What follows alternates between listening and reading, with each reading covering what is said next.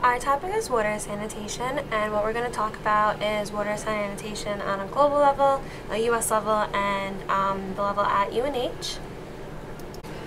Water sanitation is a very important public health topic globally. Diseases from unsafe water and lack of base sanitation kill more people every year than all forms of violence, including war. 90% of the 30,000 deaths that occur every week from unsafe water and unhygienic living conditions are in children under 5 years old. And the WHO reports that over 3.6% of the global disease burden can be prevented simply by improving water supply, sanitation, and hygiene. A few facts about water sanitation are an estimated 2.5 billion people lack access to improved water sources, more than 35% of the world's population. More people have a mobile phone than a toilet. Worldwide, 1 out of every 5 deaths of children under 5 years old is caused by water-related disease, and water sanitation and hygiene has the potential to prevent at least 9.1% of the global disease burden and 6.3% of all deaths.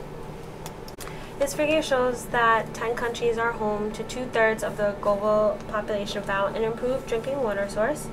China and India combined home about 216 million people without the access to clean and improved water supplies, and China and India also represent 28% of the global population that still remain unserved to access to clean water. In developing countries, 783 million people do not have access to clean and safe water. 30% of those people live in sub-Saharan Africa. 1 in 9 people worldwide do not have access to safe and clean drinking water. Also in developing countries, as much as 80% of illnesses are linked to poor water and sanitation conditions. More than 80% of sewage in developing countries is discharged untreated, polluting rivers, lakes, and coastal areas. Over half of the developing world's primary schools don't have access to water and sanitation facilities. Without toilets, girls often drop out at puberty. This figure shows that the sub-Saharan Africa has the lowest drinking water coverage of any region.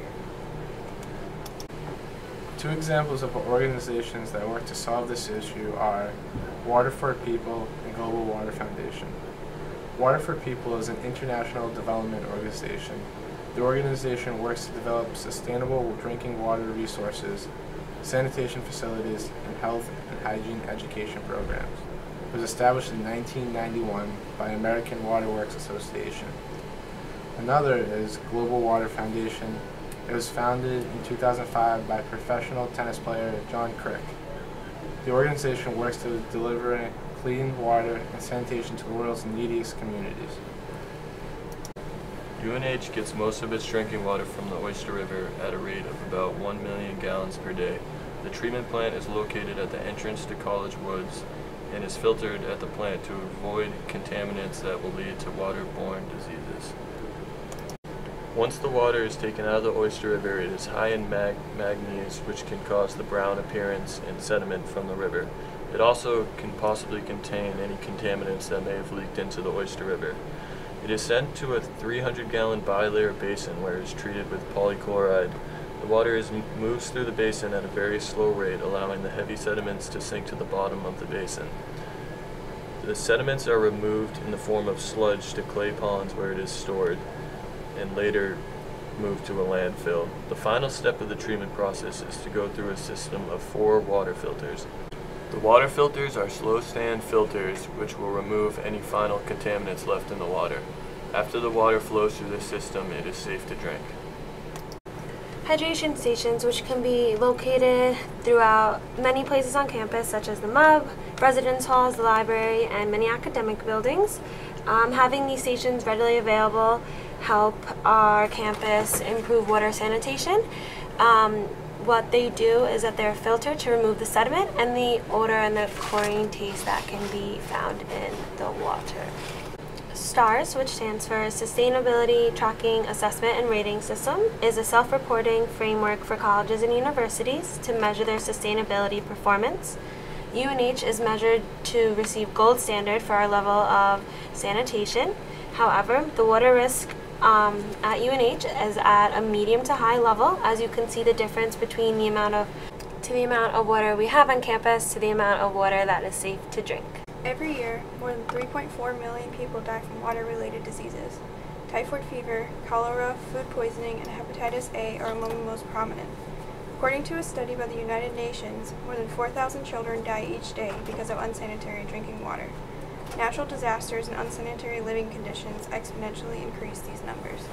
After the 2010 earthquake in Haiti, over 9,000 Haitians have died from cholera due to drinking water from the Artibonite River contaminated with sewage.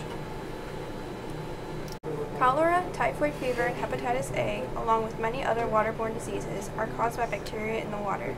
This bacteria can be killed using UV rays for disinfection or adding chlorine to the water. As simple as this sounds, these processes can be costly and hard to implement in developing countries. This prevention can also be aided by natural disaster response and preparedness. Bringing clean water to those in need and introducing water sanitation protocols can save millions of lives. For further information on water sanitation, visit any of these sources cited.